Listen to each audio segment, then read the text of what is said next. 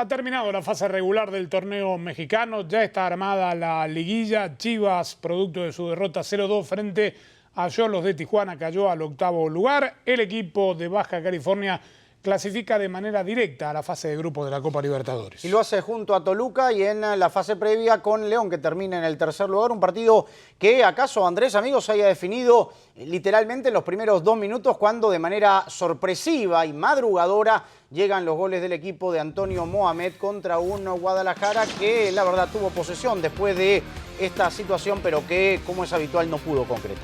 El primer gol del encuentro a los 11 segundos lo convirtió Alfredo Moreno. Le queda ahí la pelota, levanta la cabeza para ver la posición de Luis Ernesto Mitchell y ya ganaba Tijuana desde el vestuario 1-0.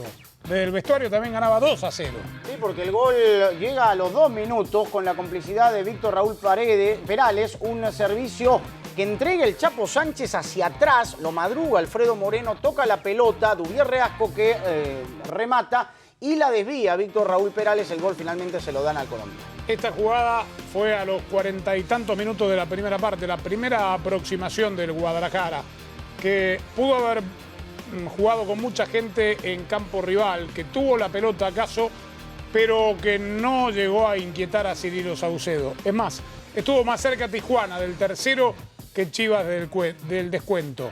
Era Reascos el que se perdía un gol hecho y Marco Fabián ya sobre el final del partido pudo haber descontado.